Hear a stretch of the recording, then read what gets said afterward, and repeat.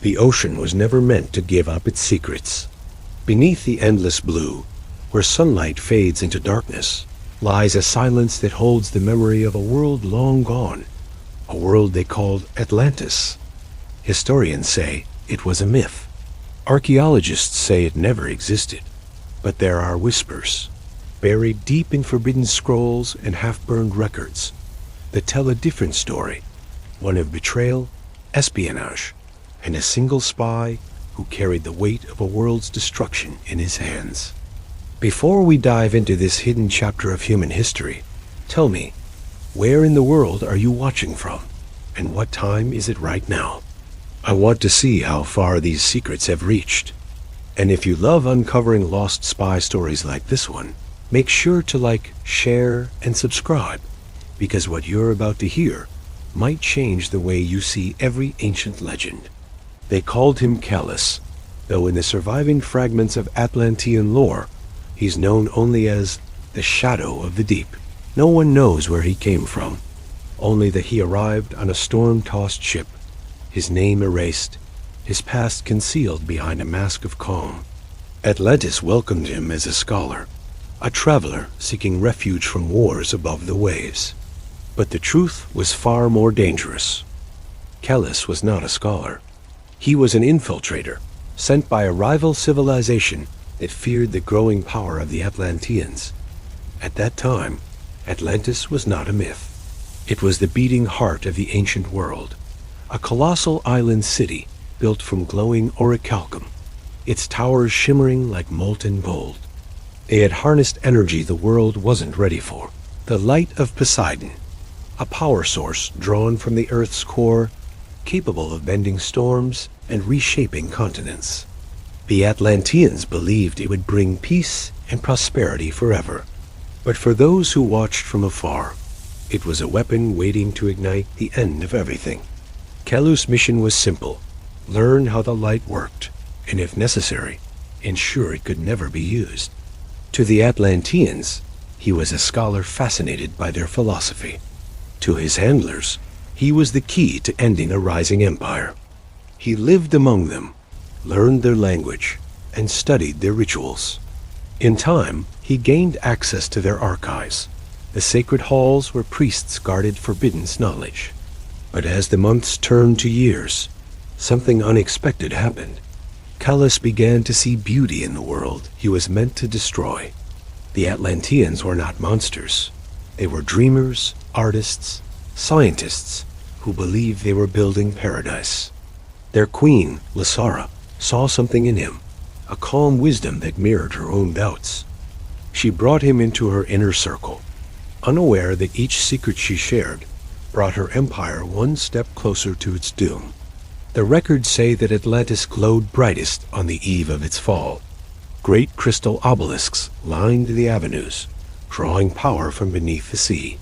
The people celebrated under lights that turned night into day, unaware that within their midst, one man carried a message that would change the course of history. It began with a whisper, a single encrypted note smuggled out through the undersea currents. The source is within reach. The light burns too bright. That message set into motion events that no one could stop. Rival nations prepared for the unthinkable. Weapons were moved. Agents were awakened. And in the heart of Atlantis, Callus watched the people who had given him trust and kindness, knowing he would have to betray them all. Each night, he stood at the edge of the great citadel, looking out at the shimmering ocean. The light pulsed from below like a heartbeat, a reminder of the power he'd been sent to destroy. And yet, the more he saw, the more he questioned everything. Were his masters right? Or was Atlantis truly a miracle meant to guide humanity to something greater? By the time the final storm gathered, Callus was no longer sure which side he served. He knew only one thing, that the balance of the world rested on what he would do next. What would you have done in his place? Trusted the beauty you'd found, or destroyed it before it consumed the world? As the tides shifted and the first tremors shook the golden towers, Callus disappeared into the heart of Atlantis. Some say he tried to stop what came next. Others believe he unleashed it, But all agree on one thing, that after that night, the city of Atlantis was gone, swallowed whole by the sea. The halls of Atlantis whispered. Every corridor hummed with life, glowing veins of light running along walls carved from coral and crystal. Calais walked among the scholars, the priests, and the artisans, his face a calm mask, his eyes quietly recording everything. He had been in the city for nearly a year, long enough for his false identity to become a truth everyone accepted. The Atlanteans were brilliant, but they were also trusting, and that was their greatest weakness. He lived in the lower tiers of the city, near the water gardens where blue fire lily floated on shimmering pools. At night, he sent coded signals through the luminescent waves, flashes that only a trained eye could read from the surface. He told his handlers of the Atlantean energy source, the temples where it was stored, and the strange technology they used to channel it through crystals. He was their invisible hand beneath the sea, and yet the more he saw, the less he understood. The Atlanteans didn't see their power as a weapon. They called it the gift of the deep, a harmony between man and ocean. The light of Poseidon, they believed, was alive, a consciousness that bound them to the sea itself. It healed the sick, grew their crops, and powered their machines. Calais watched as children played in fountains of living light and artisans painted with colors drawn from energy streams that pulsed beneath the city's floor. It wasn't tyranny, he saw. It was wonder. Then there was Lizara, the queen of Atlantis. She ruled not through fear, but through reverence. Her voice carried calm authority, her eyes like the deep ocean, beautiful but unknowable. She believed the light could unite all civilizations. She envisioned a world without borders, without hunger or war. And for the first time, Calais began to doubt his mission. Their paths crossed one evening at the Hall of Reflections, where the queen came to meditate before the great orichalcum mirror, said to show not faces, but truth. Calais had been ordered to infiltrate the queen's circle, but he hadn't expected her to seek him out. "You don't belong to any of our houses," she said, studying him with a knowing calm. "Your eyes carry the silence of another world." Calais bowed. "I came to learn, not to belong." Her lips curved slightly. "And what have you learned?" He hesitated, the kind of pause that could kill a spy if it lasted too long. "That Atlantis is not what the world above believes. You've built peace from chaos. But peace, I've learned, is fragile." She smiled, but there was sadness in it. "Peace is always fragile, Calais. That's why we guard it with truth. Truth." The word burned in him. He had lived a life built on lies, masks, codes, and whispers. And yet, in her presence, the deception felt heavier than ever.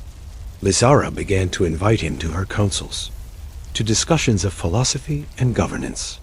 She believed his perspective, as an outsider, gave clarity to her decisions. To his handlers, this was victory. He was now within reach of Atlantis' deepest secrets. To Calais, it was something else, temptation. Days turned into months. His reports became irregular, his messages less frequent. He no longer sent coordinates or schematics. Instead, he sent questions. What if we are wrong about them? What if destroying them means destroying the best part of humanity? His handlers never replied. Silence was their answer, and their warning. One night, Lizara led him deep beneath the city, through a tunnel carved into the seabed. There, in the lowest chamber of Atlantis, stood the heart of the deep, a crystal structure larger than any temple. It pulsed with living light, each rhythm synchronized with the ocean's tides. "This," she said, her hand touching the glowing surface, "is our soul. The light doesn't belong to us. We belong to it. Every life in Atlantis is connected through this source. To destroy it would be to unmake who we are." Calais stood frozen. His mission was clear. Find the source, and when the time came, destroy it.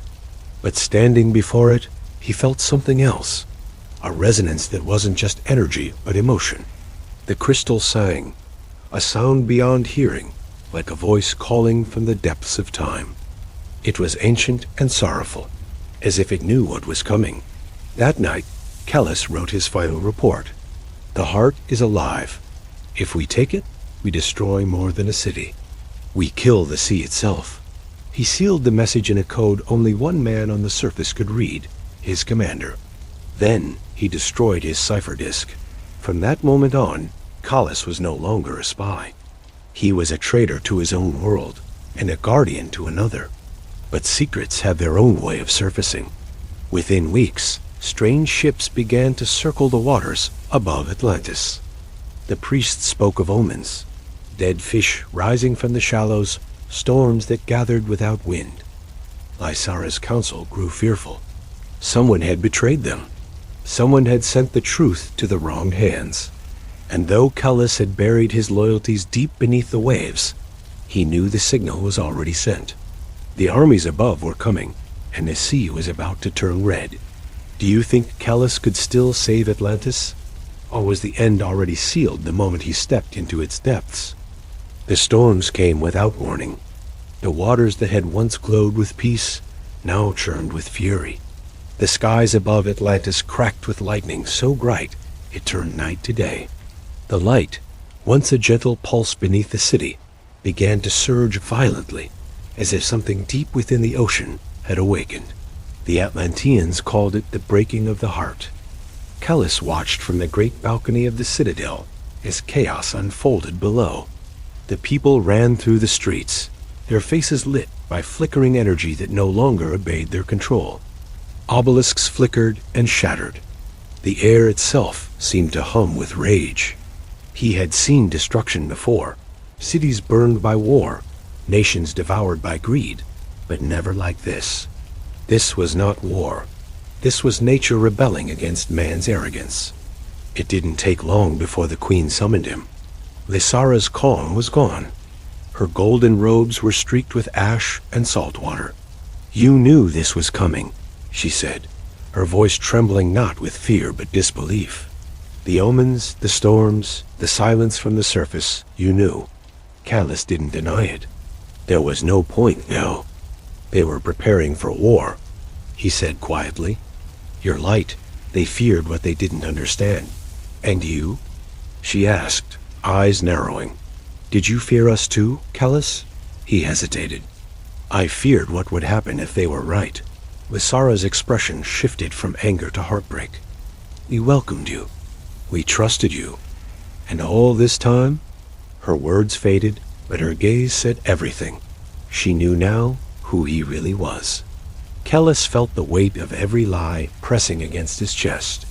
I tried to stop it, he said. I destroyed the codes, the maps, but someone else sent them, she whispered. He froze.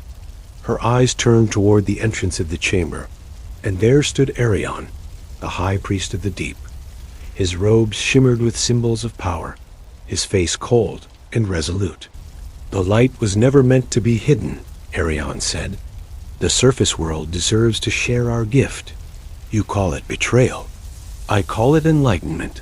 You've sent the signal, Callus said, realizing he was flooding him. Arion smiled faintly. I only showed them where to find us. They will come, yes, but not to destroy us. They will come to kneel. Fool, Lysara hissed. You don't understand what you've unleashed. The heart is unstable. It was never meant to be drawn upon by force. But it was too late. The ocean trembled again, harder this time. The heart's pulse echoed through every stone of the city. In the distance, Callus could hear the sound of splitting crystal, like the cracking of bones. The queen turned to him, desperation in her eyes. You wanted to stop this, didn't you? Then help me. Help me seal the heart before it consumes us all. For a moment, time itself seemed to freeze. Callus could feel the air vibrating with power, the light flickering along the walls, painting everything in shades of fire and sorrow. He had betrayed her, yes, but in her eyes, there was still something beyond anger, a belief that redemption was possible. Together, they raced through the collapsing corridors of Atlantis. The once golden halls were now fractured and burning from within, streams of molten energy spilling through the cracks. Statues of gods crumbled. Bridges snapped under the force of the quakes. Everywhere they looked, the sea itself seemed to be reclaiming the city. At the heart of the chamber, the great crystal pulsed wildly, its glow flickering between beauty and destruction. Lysara raised her hands, chanting an ancient invocation, words so old that even Callus could feel them vibrate in his bones. The crystal responded, its rhythm slowing as if recognizing her plea. But Arion followed them. His silhouette emerged from the storm of light, his voice echoing like thunder. "You can't stop evolution," he roared. Atlantis was chosen to ascend, not to hide beneath the waves. He thrust his staff toward the heart, and a beam of blinding light erupted, striking the chamber walls. Callus lunged, tackling him to the ground. The two men struggled amid the chaos, each fighting for more than survival. They were fighting for the soul of the world. As they grappled, Arion's hand slipped, striking the heart again. The crystal screamed, not with sound, but with energy that tore through the city like a tidal wave. Callus felt it, a surge of memories, images flooding his mind. The birth of Atlantis, the forging of the light, the countless ages of peace it had maintained. And then the end, the heart splitting, the sea rising to reclaim its own. When he opened his eyes, Lysara was standing at the core of the chamber, her hands pressed against the crystal, her face illuminated by pure light. "Go," she said softly. "If you stay, it will take you too." "I won't leave you," Callus said. "You already have," she whispered, tears mixing with the glow. "Now finish what you started, save what's left of the world." He hesitated for only a heartbeat, then ran. The last thing he saw before the explosion of light swallowed everything was Lysara's silhouette dissolving into radiance, merging with the heart she had sworn to protect. When Callus awoke, he was alone, floating on the surface of a calm sea. There was no city, no towers, no light, only silence. Atlantis was gone. Do you think Callus destroyed Atlantis to save the world? Or did he simply fulfill the prophecy he was sent to prevent? The ocean was still. Not the silence of peace, but the silence of aftermath, the kind that carries the weight of something unspeakable. Callus drifted through the mist, his small escape vessel creaking under the pressure of waves that had once hidden an empire. The water glowed faintly beneath him, as if the memory of Atlantis still lingered far below, not alive, but not entirely dead either. He had seen nations fall before. He had seen power turn on its creators. But this ... this was different. Atlantis hadn't been conquered by war or greed. It had been consumed by its own brilliance, by the light they thought they could control. The mission that had begun as espionage had ended in extinction. Callus leaned back, closing his eyes. His mind echoed with the Queen's final words. "You already have." He had thought she meant betrayal, but now he understood. She meant fate. Atlantis had always been destined to end, and he had merely played his role in the story written by time itself. The horizon glowed with dawn. The first light of morning broke across the waves, golden and serene, as if mocking the chaos beneath. In the faint reflection of the sun, Callus saw his own face, older, haunted, the eyes of a man who had seen gods fall and oceans rise. A shadow passed over him. He looked up to see a ship, old, ironclad, bearing the insignia of his homeland. The Empire had come for him, at last. A rope ladder was thrown down, and Callus climbed, his every movement heavy with memory. On deck, the captain, an officer he once trained, regarded him coldly. "The mission was a success," the man said. "Atlantis is gone. The threat is neutralized." "Neutralized?" Callus repeated softly, the word tasting bitter. "And how many lives are erased to make it so?" The captain didn't answer. He handed Callus a sealed document, a report already written, signed, and stamped with the emblem of truth. "History will remember you as the man who saved the world from a dangerous power," he said. Callis opened the report. It was filled with lies, words written to shape the future, not reflect the past. He stared at it for a long moment, then folded it carefully. "History," he murmured, "is just the story told by whoever's left." That night, as the ship sailed home, Callis stood at the stern, gazing into the endless dark. He thought of Lysara, of Arion, of the shining city that once defied the stars. Somewhere beneath the waves, Atlantis slept, not destroyed, but buried in silence, waiting for another age to uncover it. And then, as lightning flashed across the horizon, he saw it, just for a moment, a faint glow deep under the water, like the beating of a heart. The light still pulsed, stubborn and alive. Atlantis had not died. It had merely hidden itself once more. Callis smiled faintly. "You are right, my queen," he whispered to the waves. "Nothing truly sinks forever." He turned away, disappearing into the storm, leaving behind nothing but whispers. Whispers that would become myths, myths that would become legends. And someday, when the world grows arrogant again, the light will rise once more. The spy who erased Atlantis, a story of betrayal, redemption, and the cost of secrets buried too deep. If this story gave you chills, don't forget to like, share, and subscribe for more lost history, hidden legends, and the untold truths the world tried to erase. Your next journey begins in the next video, and trust me, you won't believe what comes after Atlantis.